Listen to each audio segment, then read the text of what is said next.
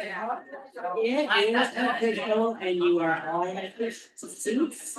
I would like to welcome you and have everybody stand. Our pledge today is going to good.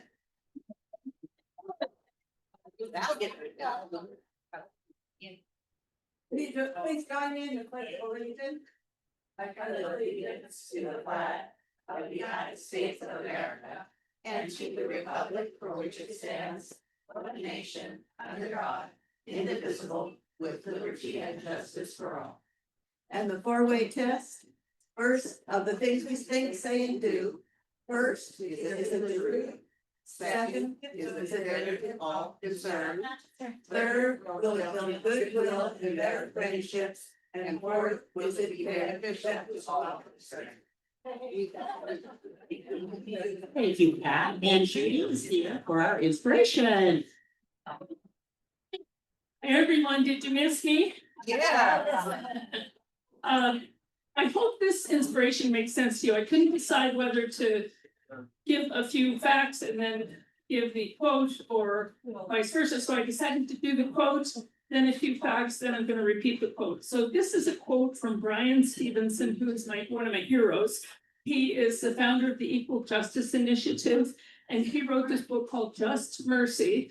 He spent his entire career helping people who are on death row and other kinds of issues where their sentences were not commensurate or comparable to other people with similar crimes. And he says there is no wholeness outside of our reciprocal humanity, but simply punishing the broken, walking away from them, or hiding them from sight only ensures that they remain broken, and we do too. There is no wholeness outside of our reciprocal humanity. So just a couple of facts, because I was curious about this. Most of you know there are 2 million Americans in prison right now, state, local, and federal jails, highest percentage in the world. Last year, American citizens paid $81 billion in tax to pay for those federal, state, and local jails. And then there's another $4 billion in private prisons in our country. By comparison, well, then I also looked up, there are apparently an estimate between 15 and 20% of all people who are incarcerated are diagnosably mentally ill, with not just something minor like we get depression, but something really major. So I gave the average to be 17.5%. That means that about 350,000 people in our jails are diagnosably mentally ill. And so I'm, in the context of the big picture, we, how we got rid of all the a lot of the mental hospitals in the 80s. But in 1955, the US had about 600,000 people living in mental hospitals. And by comparison, we now have 35,000. And so it's just an interesting thing for us all to look at.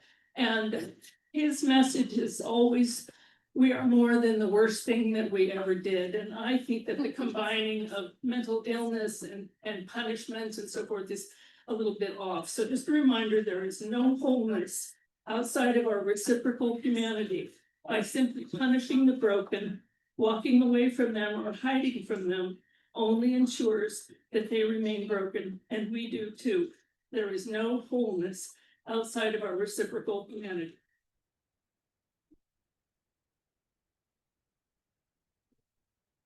Thank you, Judy.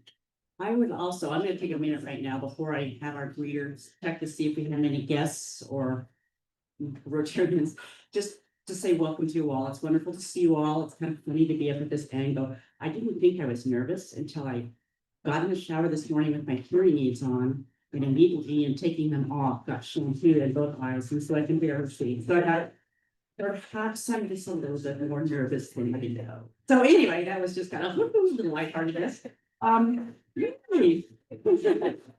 Anyway, I'm going to right now acknowledge our greeter.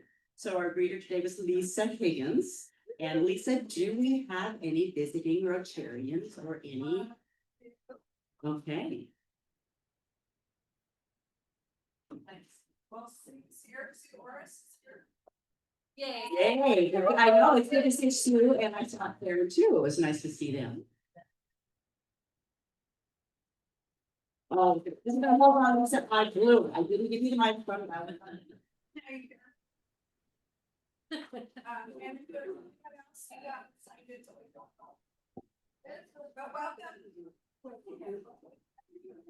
Basically, what she said was that we have Sue Orris and Karen is here. We don't have any other visiting Rotarians unless they forgot to sign in.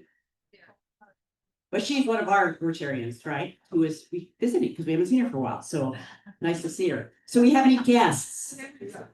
Okay, okay. Oh, she's listening. Okay, guests. Yes, Brenda. Patty Creamer, who is the mother of our speaker today. Okay. Patty Creamer from South Street. And his stepfather, Alan. Wonderful people. Great, welcome. Very nice to see you here. Okay, we have any announcements today? Come up in the lineup here. Oh, we do.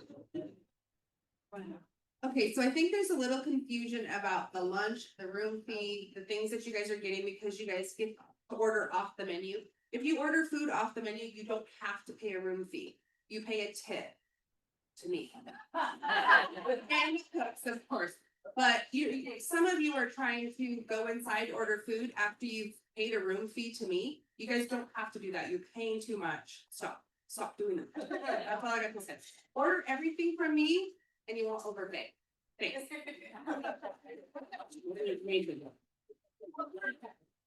Right?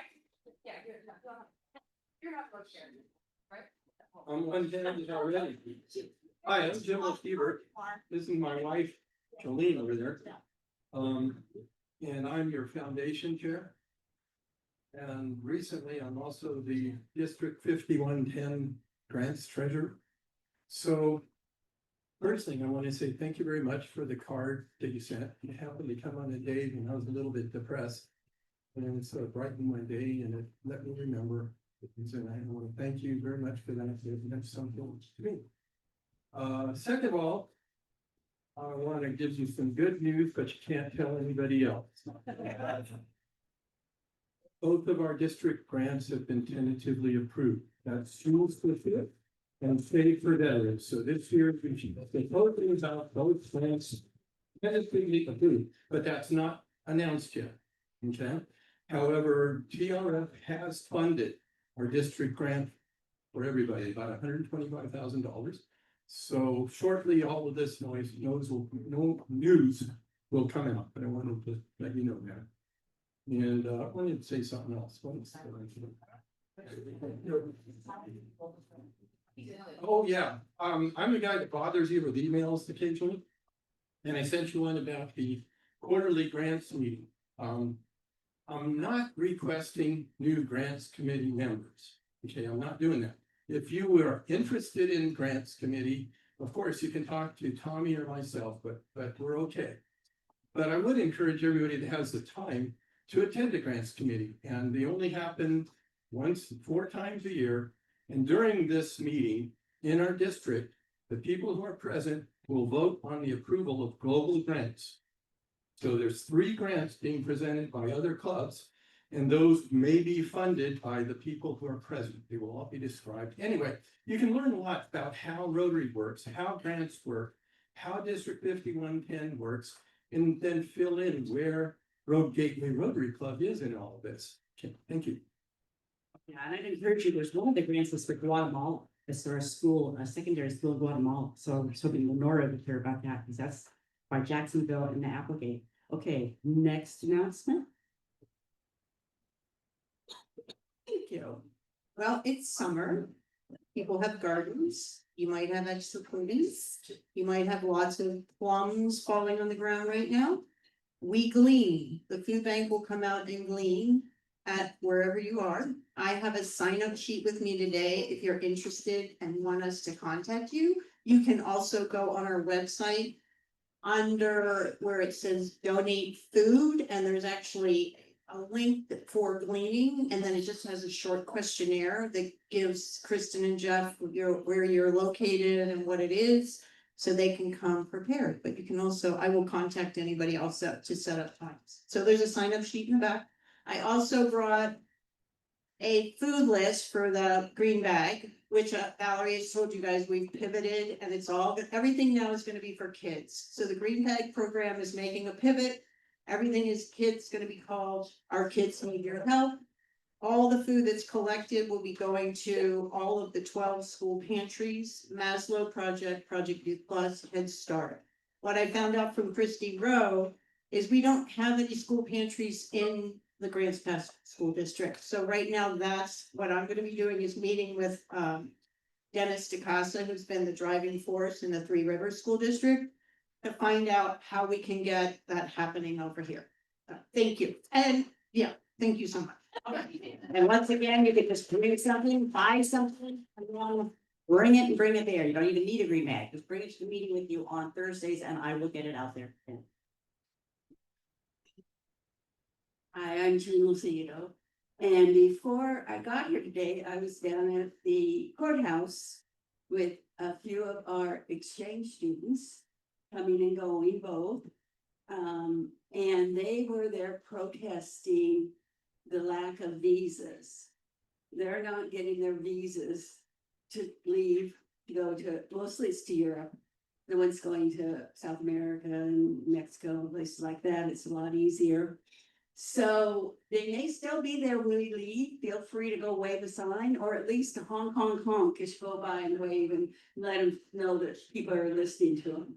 But hopefully they'll come through, but it's real anxiety, lots of anxiety, not knowing if they're gonna get to go or not.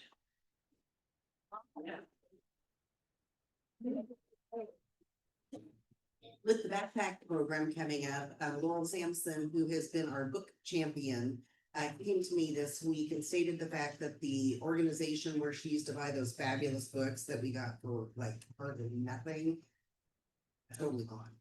So we're in the process of needing to try to see if we want to continue to keep putting back our books in our backpacks. We need to see about coming up with another situation where we can find reasonably priced children's books. And the reasonably priced is the main point there. I did suggest to her that I have no clue if there's any way to hook in with Dolly Parton's, reading situation, if they will donate to this type of thing. So I think she was going to check in on that. I also asked her to maybe check with Oregon Books and find out if they would maybe be able to work with us to get wholesale books. But if you know of something or run across something, please let me know and we'll start working on that direction. So just wanted to make sure we got that, because we know lots of brains make it really good.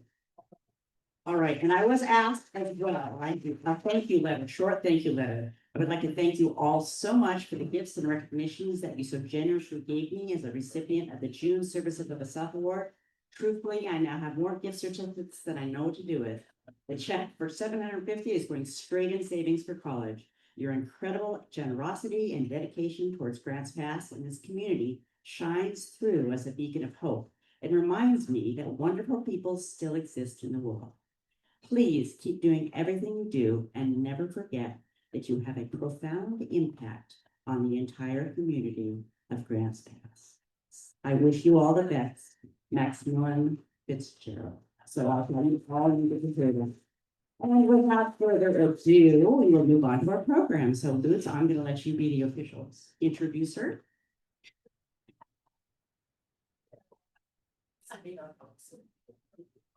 Okay, it's not often that I get to introduce somebody who I've known for her entire life. And I mean that literally, since I delivered her. We were in a hospital in San Francisco with a resident who had been on for over 24 hours. And he said, let me go back into the room here. You two seem to be in control. I need a 10-minute nap. Well, Jen was for a 10-minute nap. I almost needed a catcher's mitt to catch her as she was coming out. She was ready from the get-go to make a difference in the world. And she has certainly done that. Now, she's been a performer all of her life.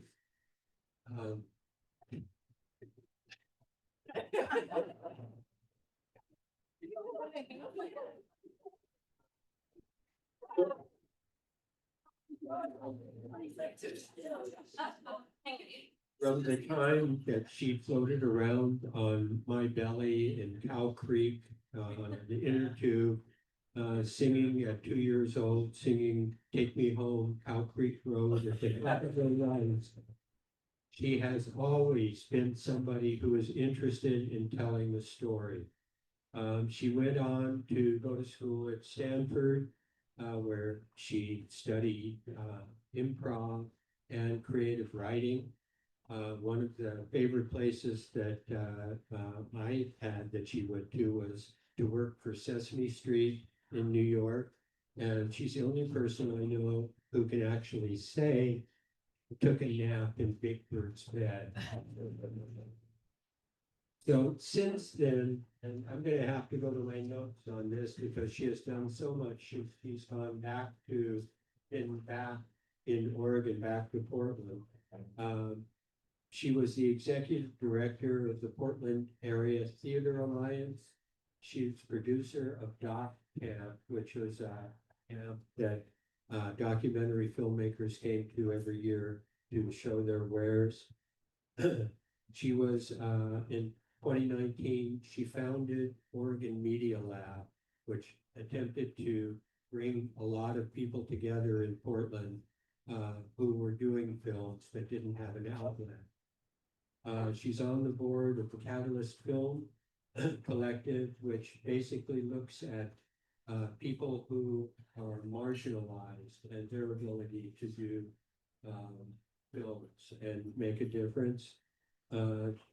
Currently, she's the chief creative officer of our best-selling book, which is she and her best friend, Meme, help people tell the story that they want to tell. She calls herself at this point a story doula, helping people give birth to their ideas. What she's going to talk about today is something that was inspired by a film that she made called Karaoke People. And she's going to talk about why karaoke matters. And I'm assuming that one of the things is going to be that it keeps you from being blackmailed, because I know there's a VHS of me somewhere in this town of me doing wild things. So I would just assume people didn't see it. And I'm willing to pay back so that they can. So Jen, if you're.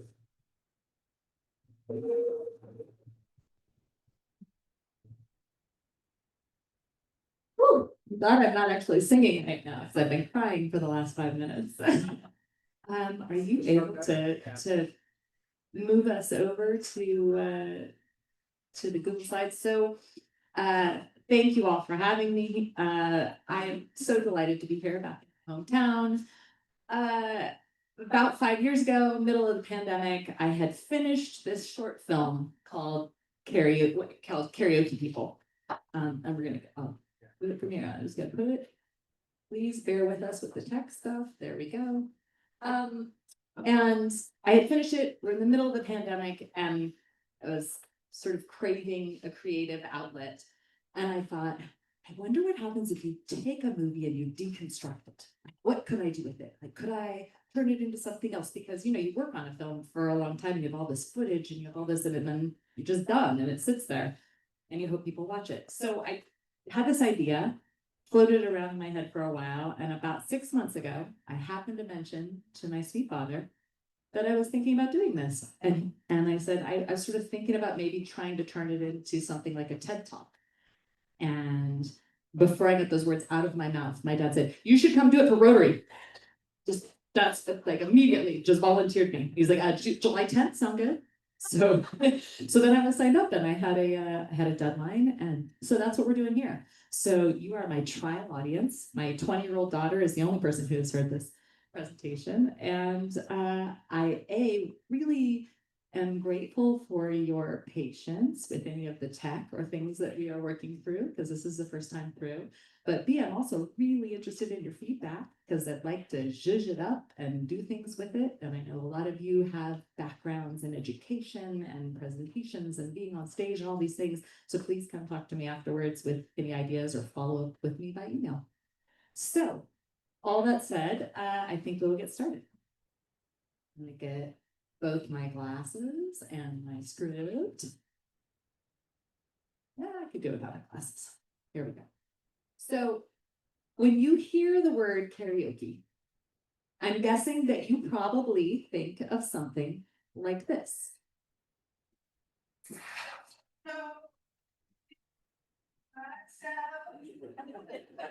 Or this.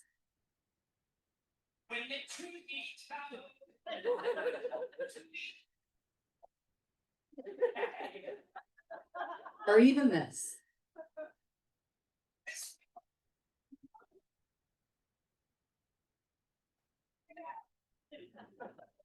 And all of that is true. That's all karaoke. Karaoke is bachelorette parties gone awry after midnight. Karaoke is High School Musical theater nerds reliving their glory days. And karaoke is Sweet Caroline. You know, I mean, you know. So, but like most things that we think we understand, if you start looking into it, karaoke has a lot more going on. There's a lot more there. And so I'm curious here, raise your hand if you've ever sung karaoke. Okay, I've been there for some of them. And raise your hand if you've never sung karaoke, never sung it, right? Almost an equal balance in the room. So here's the thing. Over the last 20 years, I have talked to a lot of people about karaoke, like whether they wanted to or not. And one thing I know for sure is that there are people who love karaoke. There are people who hate karaoke. There are people who know someone who loves karaoke or know someone who hates karaoke, but never in all of my years have I met someone who didn't have a karaoke story of some kind. And I know from the looks on your faces right now, some of you are like, yep, I've got one. I'm thinking of it right now. Please come talk to me afterwards. I want to hear it. Okay. But there's something kind of, oh, wow, I stapled things upside down. There's something kind of magical about the word itself. It's inexplicable. So now I'm going to make my way over to the next slide, which is not in the right place. Here we go. Here we go. A lot of people, when they hear the word karaoke, some people have equated it with the concept of being tone deaf. That's a fun little joke and everything, but it's actually been around for a long time. In 1952, in Japan, there was an all-female theater troupe called the Takarasaka Review. And they performed lavish shows every night, accompanied by a live orchestra. Until one night, the orchestra went on strike. And the company didn't want to pay for the upgrades that the strikers were asking for. So instead, they played a recording of the orchestra down in the orchestra pit. And the rumor is that somebody noticed and said, hey, the orchestra pit is empty. What's going on? Well, it turns out in Japanese, the phrase empty orchestra is kara okasatora, which was shortened to karaoke, which of course we all mispronounce as karaoke. But that's just the way it goes. So these days, karaoke is a $10 billion industry in the world. And as you probably know, you can find karaoke in bars, on your computers, on your phones. Really, you can do karaoke just about everywhere. And lose weight. Karaoke in the bar. Karaoke in the dark. Karaoke for 10. Karaoke file-based script. Karaoke here or there. Karaoke everywhere. So now you might be thinking, okay, Jen, we get it. There's a lot of karaoke. Fair enough, but why does it matter? That's what I'm here to talk about. And that's a question I've been sort of pondering for a long time because I honestly sometimes found myself defending it, right? People would roll their eyes. They'd hear what I was working on a film about karaoke. And I was like, oh, well, that's not serious or whatever. So I've been looking into it for a long time. And to help you understand my relationship with it, I'm going to tell you my karaoke story first. Oops, that went too fast. A long time ago, I was a stay-at-home mom with two young, lovely children who sometimes drove me crazy. And I had one of those days, long days full of diapers and dishes and on and on and on. And when my husband got home, I handed them over and said, I need a walk, I need a break. And I walked out the door and had a nice relaxing summer evening walk.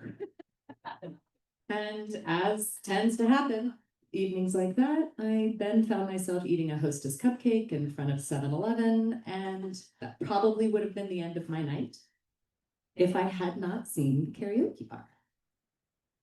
So I saw this bar and something just sort of happened. I walked in and I signed up and I walked up on stage, and my experience, I had an illustrator, an animator create this for me. My experience in my brain looked like this. People were throwing flowers, lives were changed. I would never be the same. In fact, the room probably looked a lot more like this. One guy was asleep in the corner. But for me, a woman in her 30s out at a bar by herself without children singing a power ballad on stage to even one person, it felt like some kind of magic. So I was like, oh, okay, I'm gonna make friends with everyone who walks in the door.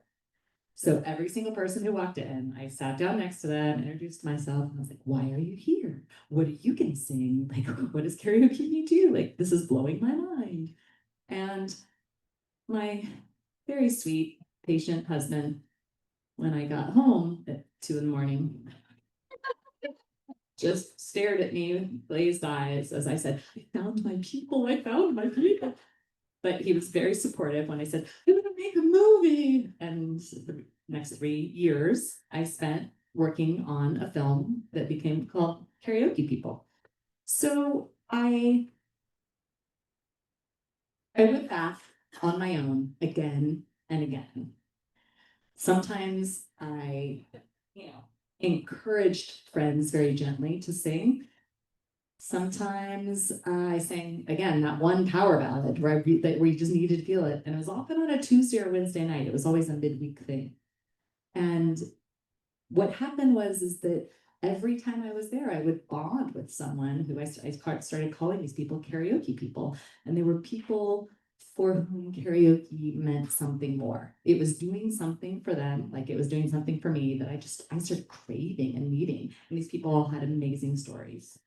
So I decided to build a karaoke confessional booth and interview them in it.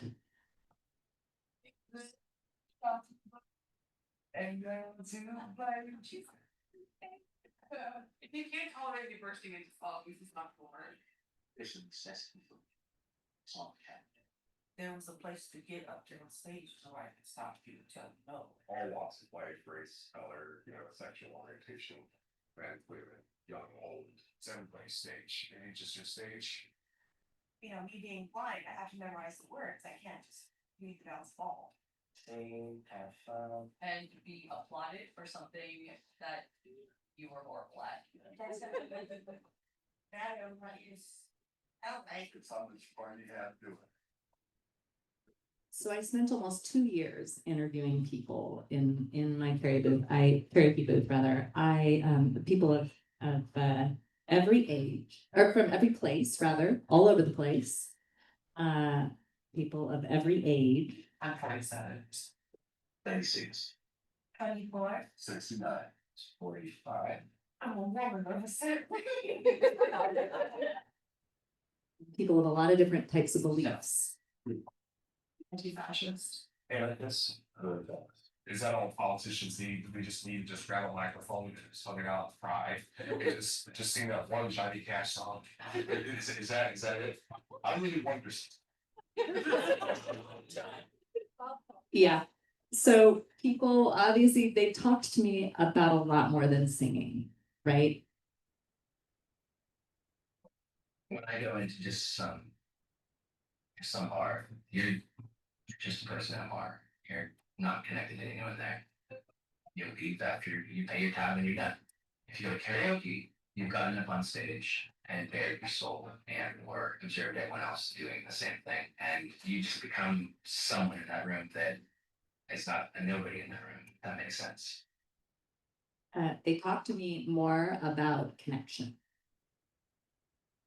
That sense of belonging where everyone's just together in the same room to have fun.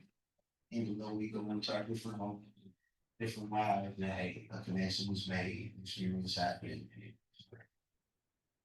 So I'm not here to try to convince you that karaoke is going to solve all of your problems in life or all of any of our problems in life. But after all of this time with having all these conversations with karaoke people, I did finally feel like I learned why it matters. And that it's really simple in this world full of noise.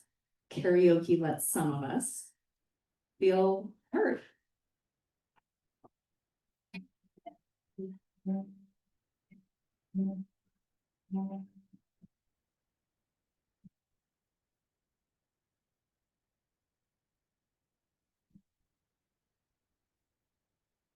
That was it.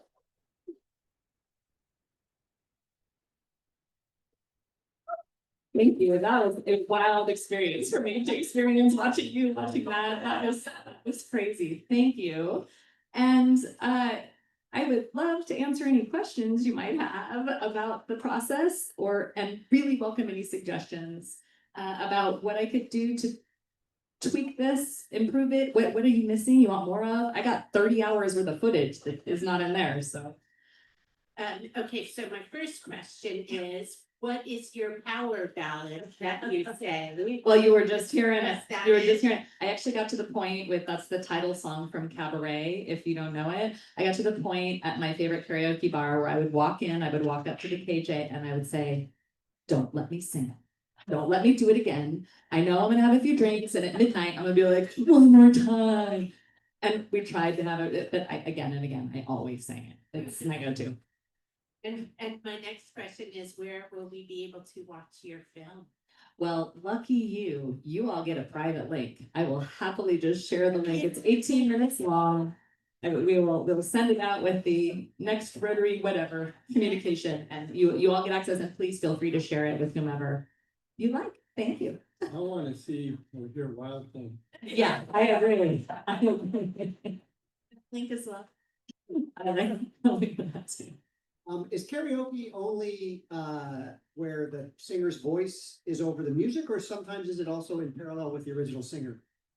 Well, I mean, it depends on the quality of the karaoke, honestly. I mean, most karaoke places have the cheap rip-off version of, it's been recreated on a really poorly managed computer and music setup so that it doesn't have the original vocals in it. But sometimes, they'll do the thing where they're like tuning down the original vocals. And then, as a singer, I love that because getting to sing along with the original music's amazing. But 90% of the time, it's when you're stuck with this funny, cheap MIDI version. Yeah. So how can you incorporate art and so forth into or do you see a vision into our political divides other than what you showed on the film? Do you have some really deep vision of that? Also, that guy who says Republican, right? And his name's Bob. And honestly, he's the reason that I made the film, because I kept going back to my local place and he was always there. Like I never went once when he wasn't there. And I'm sure he would say the same thing somehow about me, but I know he was there a lot more than I was, because he told me that after his wife passed away, the following weekend, his daughter took him to karaoke and he sang a Johnny Cash song and it made him feel better. And he went back to the same bar for 20 years and sang the same Johnny Cash songs. So he told me, I called him Cowboy Bob because I knew that he always wore a cowboy hat, and he called me Sweater Girl. I guess I had a sweater on the first time I was there. But we didn't talk for a long time. He was at the bar with the older guys. I was over here, but at one point we started talking, and this was probably 2013, 2014, and we would have conversations with it. And then in the lead up to the 2016 election, which is when I had just decided to make this film, for me, it was a way to like reach across a divide. And that was a big driving force for me with making this. And so I had a couple conversations with him that ended up having to be like, let's agree to disagree. You know, like he hated Hillary, hated her.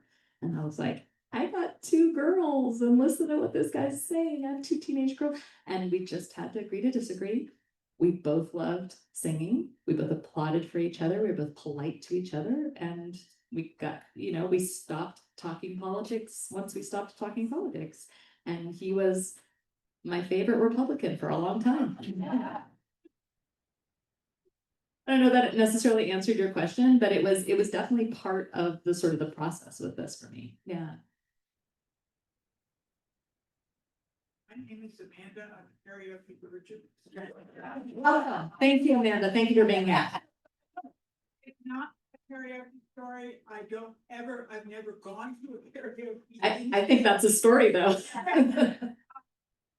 Is karaoke, you have to sing along, or are there instances where you could, like do a Rick Harris and talk along?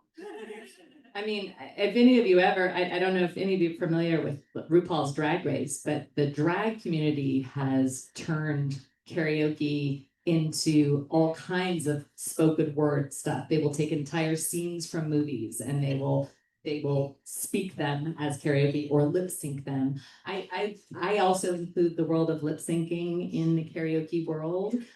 To me, it is a way of honoring the artist in some way, shape, or form. I love this song. This song is important to me. This song makes me feel good to be up there. I have 3 very good friends who never sing, but they are my perpetual backup dancers. And they just want to be up there with the tambourine, singing, dancing. And for them, they tell people like, oh, they're like, yeah, I karaoke all the time, even though they don't ever pick up the microphone.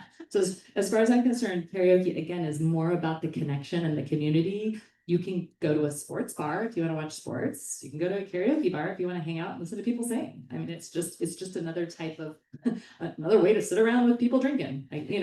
Most of the time. Although there's a whole bunch of, I can't tell you how many of the people I interviewed who are obsessed with karaoke are now sober because they did their path through not being sober and doing it, and they found that karaoke was something that they could hold on to and still be sober, and it was part of their healing, which was also really beautiful to hear about. Yeah.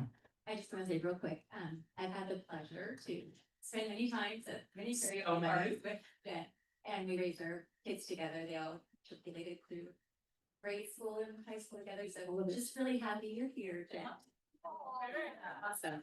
Taylor was one of those people who was like, I don't karaoke, and then every time I'd look back there, she'd be right there dancing. Thank you for being here. What's your goal with this presentation? Thank you for asking that. So I got this idea, turning it into a presentation, and then I started thinking, I was like, okay, well, what is a TED Talk? Like, how did TED Talks work? And I had been to TEDx Portland a couple times, and I went this just a couple of months ago. And this time it was fun to go and feel like I was studying it. I was really actively watching what the people on stage do. And I know, as a good friend of mine has gone through this process, the training and the coaching that goes into the people who get to do that, the TEDx community is incredible that way. And I don't know if you know that there's like 10 TEDx events going on somewhere in the world every day, because it's been franchised everywhere. We could put one together as fast. It's just not that hard to put together. So I really was delighted to get to watch and learn what it takes to really craft a strong presentation and the journey it takes an audience on. And so that is kind of my like pie in the sky goal. Like I would like to turn this into a TED Talk. I'd like to do TEDx Portland. I'm in talks with them now. I don't know if I'm ready yet, but that's the goal. So please, and if you don't want to speak up about it now, send a note to my dad and he'll forward it to me. If you have any ideas, if you want to know, because there's very big stories, complicated stories around a lot of these people. The young Black man Reggie, who you hear talk about politics a little bit, partway through my film, I found out had taken his life. And I had spent hundreds of hours staring at him on screen. And we had the most amazing hour-and-a-half interview together. So that was it messed with my mind greatly and my emotions. And bizarrely, in the long run, I was connected to his mom, who didn't know anything about the project. I sent her the film, and she shows the film at family gatherings and sends me a text once a year on his birthday. And like back to the connection idea, she's some random woman in Chicago who I would never know. And because of making this film, I got to know her. And so I'm profoundly grateful for that part of it. As far as I'm concerned, it's already been a success for me because of stories like that. Thank you so much. That was wonderful. It was wonderful. It was fun. And, I have a few things I'll say, positive, because feedback is important, but I think it's such a wonderful idea. Wonderful. And I'm going to turn it over now to our Sergeant of Arms, who happens to be Jennifer Tate's father. So, hey, we're having a fun time today. This has been the family show. First of all, I want to, I'm happy to invite Jim back after he's been gone for quite a while. It's good to see you. And just in your honor, I'm going to go ahead and do it. Wow, Dave.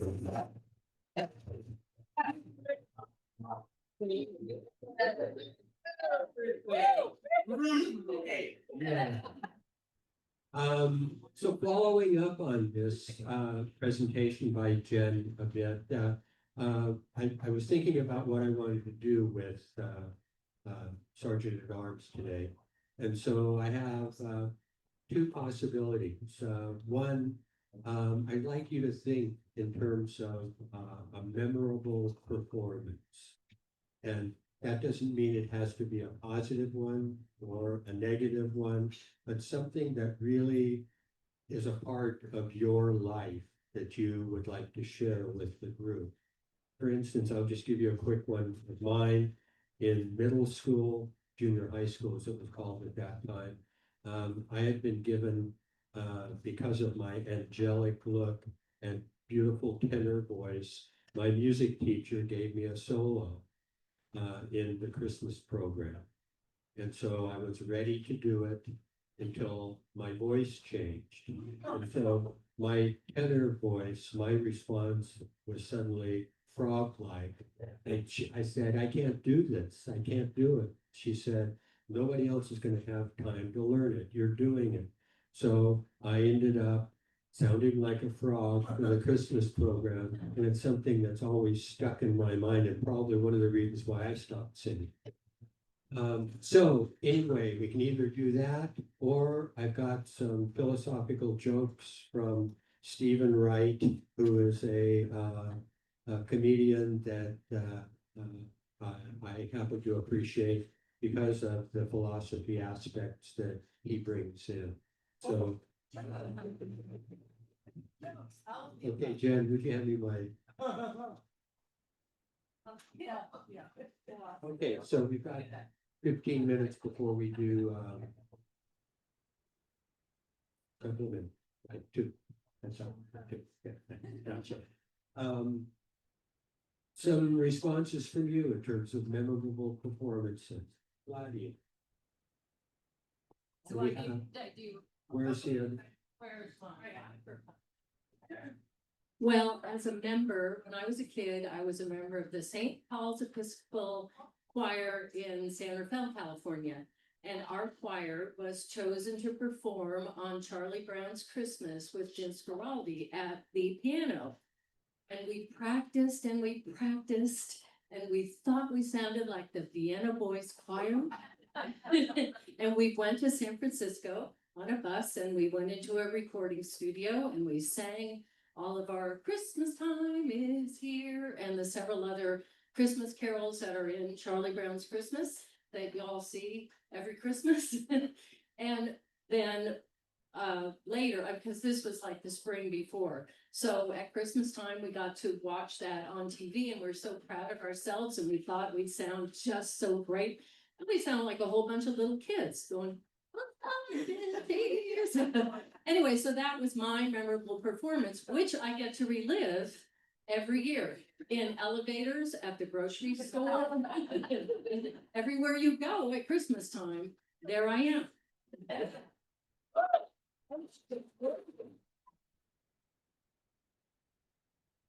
I have the identical experience you had, only I got to sing. I got to come out in the dark, a cappella, in a gown, in junior high school, which was one of the most awfulest experiences of my life. Yes. And I was supposed to sing, "Stay, be quiet, we're about to perform," basically what the song was about. And my tenor was still there, and I was so upset because I wanted to be one of the three kings. So I understand. I don't know what your reaction was afterwards, but my life at junior high school was different. Anybody else? Bab's got one over here. Jenny, right?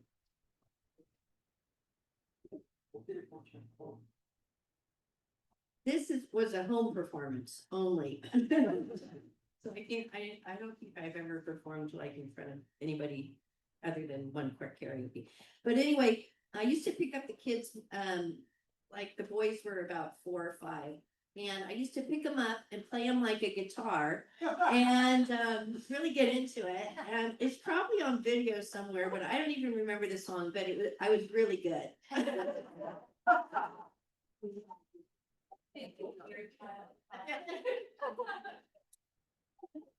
So my mother was a professional gospel singer, and she had my voice, which is very unique. And as many of you know, I'm very comfortable speaking in front of people. Thousands of people, nothing to say, totally fine. Singing absolutely terrifies me to my core. So I do it all the time, because you should do something every day that scares you. But I quiver and I shake and I sing with my whole heart. And the funny thing about being little is if I tried really hard to do something, I usually got better at it. You can't try hard to sing. Yeah, it's horrible. And so people used to say to me, "Your mother's such a beautiful singer. What happened to her?" So long story short, karaoke's really helped me overcome that. And with Deb Murphy at the college, I sing for her ladies cafe for the Tacoma Dome School every year for like 16, 17 years until this year. And so I'll choose a song, I sing my favorite song every year, and then I choose a new song every year. And I shake so much that you all wouldn't even hardly recognize me, because I'm not shy, but when it comes to singing, ooh, it's scary.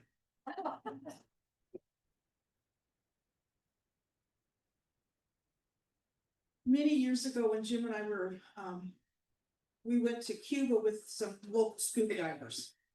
And in Cuba, they have these little section satellites within all their communities of places for children to go to learn about art and music and just all sorts of creative things.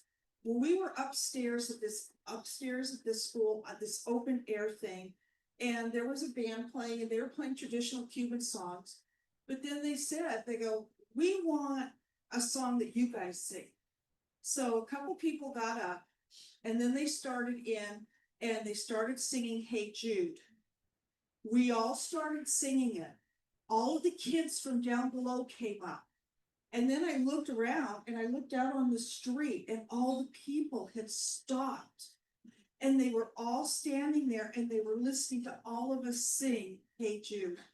It was great.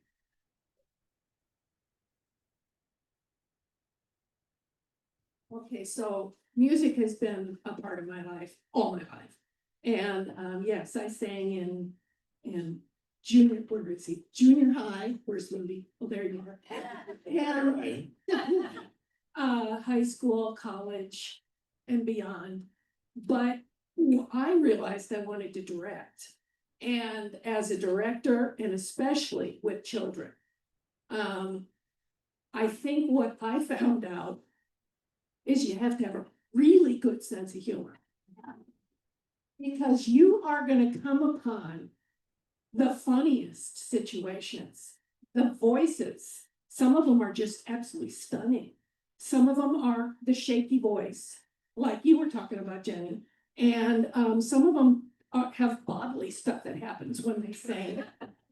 And if you, I said, well, Val knows this because she was involved in some of these with me. If you can't laugh at it and let them feel a sense of humor about it also, then you shouldn't be doing it.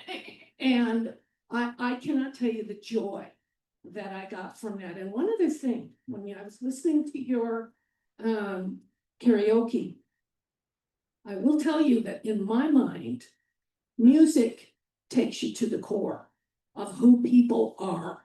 And it has nothing to do with politics. Nothing. So what ends up happening is you break them away from that. And they start becoming their actual who they are without all of the politics. And I love that that's where maybe you're headed with this. I hope so, because I think music is the vehicle. Okay. I can't think of country joy in the fish without thinking about politics. As a child, my mom had high hopes for me. So she enrolled me in various classes, piano. One was ballet. Put me in a little cowboy outfit, last song, in the performance. Okay. Somebody was amused, I'm sure he was.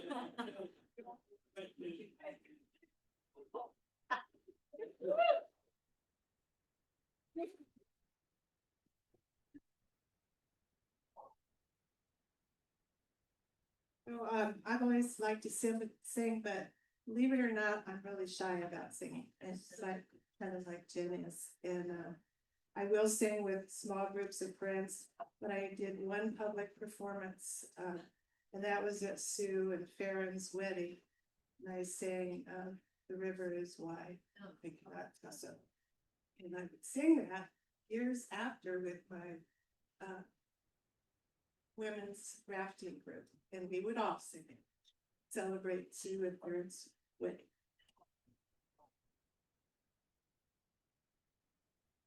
And speaking of weddings and people that are in the club that participate in other people's weddings, Kelly sang at Margaret and my wedding. And it was Evergreen by Barbra Streisand. And Margaret and I were waiting kind of in the wings to come out. It was gonna be the last song before we came out and did the ceremony. And Kelly started to sing and I said, Margaret, something's wrong. They're just playing a recording of Barbra Streisand. I have one more story on the other end of the spectrum. When I was in college, I was in fraternity. There was a tradition that once a month or so, when the guys would have a kegger, they would pick a sorority to go serenade after midnight, and the keg was empty. And my fraternity requested that I lip sync.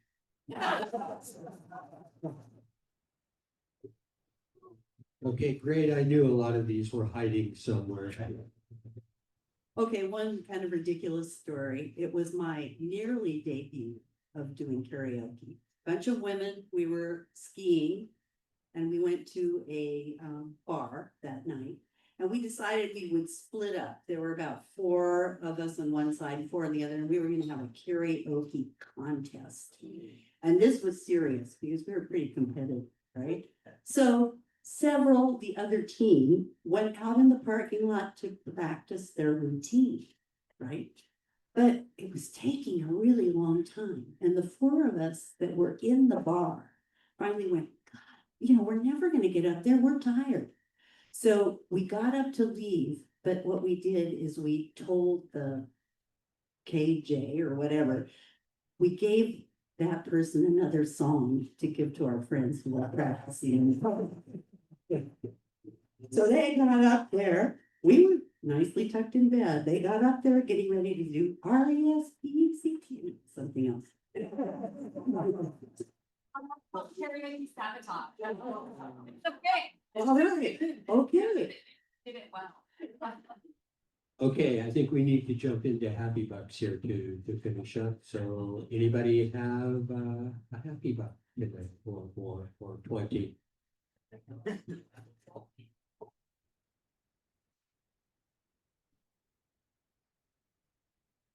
I have happy bucks. I'm just back from the Midwest and I had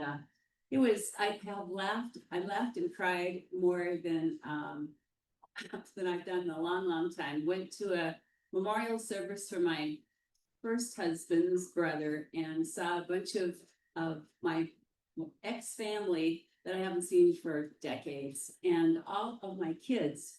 I think because I decided I was going to go and I needed to see these people because I probably wasn't going to see them again, given that how chronology works. And all of the kids and all of my grandkids decided they were going to be there too. And it was a really unique connection, pastime, talk about connections. It was very special. And so I came back thinking, God, I got the best kids in the world. I like to have a little list because I feel like my heart is full for a lot of reasons. My son recently told me that they're gonna have a baby, first grandkid. But from a work side, it's just in this last month, I just want to give gratitude to the Rotarians in this club that have reached out and donated to the food bank in a big way. The 111 Theater Company just did a food drive for us, and today we brought in 666 pounds of food, Kids for Kids. And a big shout out to Jane.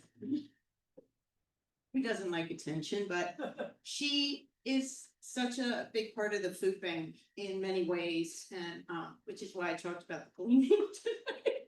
But not only that, a whole group of the farm volunteers came in today and ended up walking away with about 20 green bags just because of what's happening. And lastly, Zonta asked me to do a presentation for them, and I did about the kids, what we want to do, and they took 50 green bags and then sent us a $500 donation. So we have an amazing community.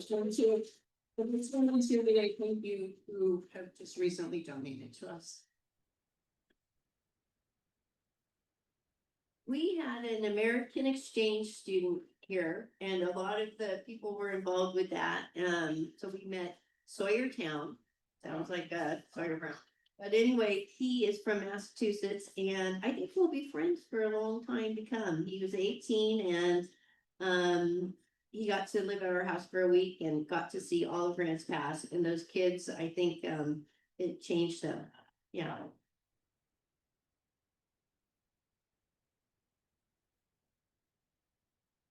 Wow. Jen Tate, you are amazing. And I have to tell you, I look at karaoke so differently now. I'll still be one of those that will hide under the table and you won't get me up there. But seriously, I see it in a different light, especially how it's helped so many people connect, mental illness, amazing. So thank you for making the trip down. And also happy bucks for my piano teacher when I was in elementary school. my parents bought me a piano. They thought that I had all this musical talent. And my piano teacher, she probably is up there going, she would leave my lesson and come back with my lips that smelled of, at the time I was like, fire water. What did you just drink?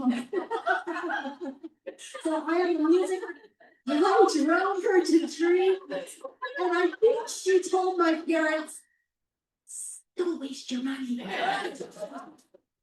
So I am a music appreciator, and thank you for bringing music to our lives. Okay, one more. I have two happy bugs. When I moved here 20 years ago, I had been doing 6 months of crisis intervention after 9/11, and I was pretty toasty. And I thought, you know, what am I going to do for work? And I went over to RTC and talked with a fellow by the name of Vern Underwood there, and showed him my writing and said, "You have a class for me?" And Vern said, "No, but can you teach?" And he sent me over to the administration building and to get me signed up. And my $2 is for the lovely person I met there who encouraged me, Steward. Okay, we're gonna just need to do the hard draw. Okay.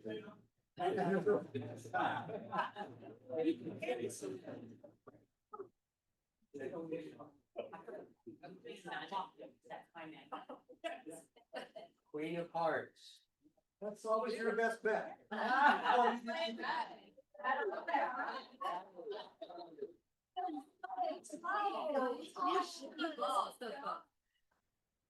Catherine Wood. We went to her live celebration. She was here the day.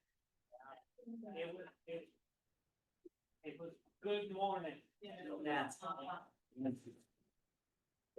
Yeah, I'll just throw in some happy thoughts too. I mean, it was such a happy meeting, and I did have some things I was gonna say that, you know, I have to take care of because of the organizational Rotary stuff that's gonna happen this year, but it will wait till next week, and I'm gonna be on time today, but I will say thank you so much, and you're right, it's just, I think I'm one of those people who's a hidden karaoke person, because I thought I was gonna be a star when I was a kid until the music teacher said, nope. And I'm thinking, hey, I can still be a star. So I'm just gonna give you my thought for the day. The creative adult is the child who survived. And with that, I thank you for coming, and I will see you next week. Have a great week.